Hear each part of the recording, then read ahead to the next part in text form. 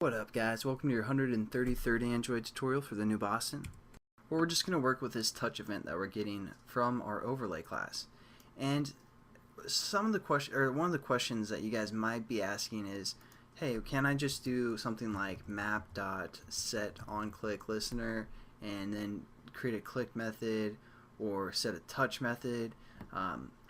The problem is, again, like I told you guys in the last tutorial, is the map is already handling so much stuff that when we try to add like a click listener, it's not going to properly work. So that's again why we want to use the overlay class to handle some of those events.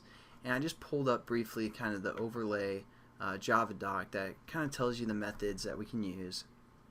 And there's a draw method that we might get into on a key down, on key up, on tap, and on touch event, which is what we're going to be working with. We're still going to kind of reference the key down and key up, but in a different way through the event, motion event.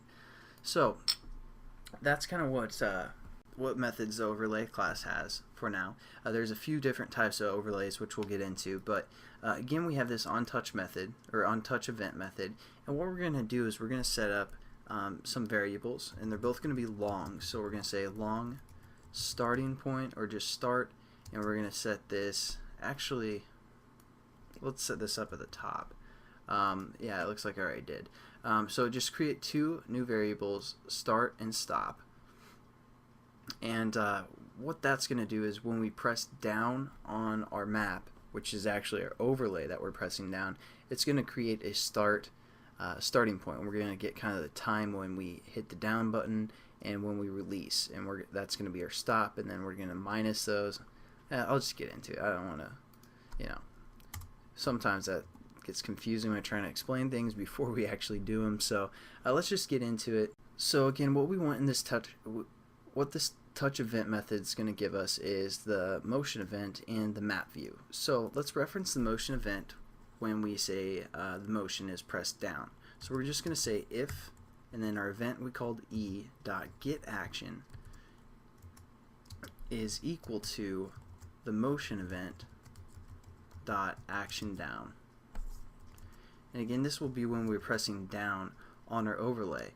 And what we're going to do is we're going to get the starting point, or the time for the most part, when that event happens. So what we're going to do is we're going to set our start equal to e.getEventTime, which is a new method that we haven't used yet.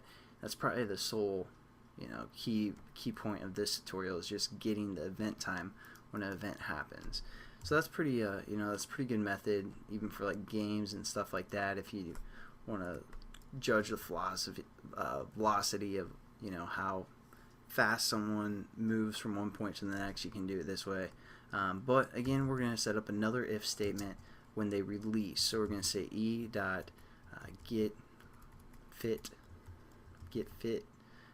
getAction equals motion event dot action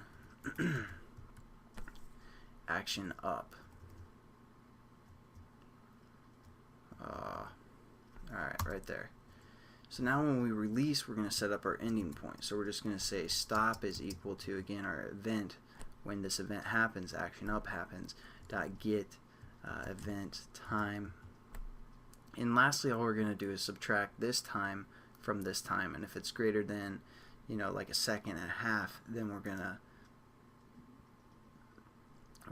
do some sort of a method, which we're going to create an alert dialog, which we kind of talked about, but we're going to go into a little bit more depth in the next tutorial.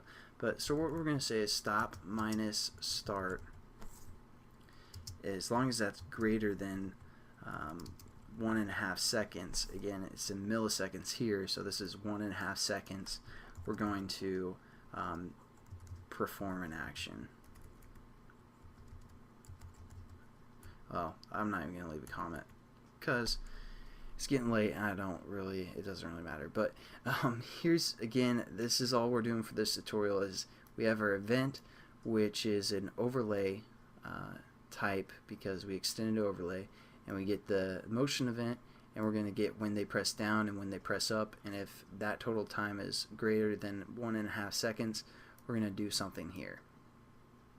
Otherwise, it's going to return false that this hasn't been handled for the most part. But that's pretty much it for this tutorial again, guys.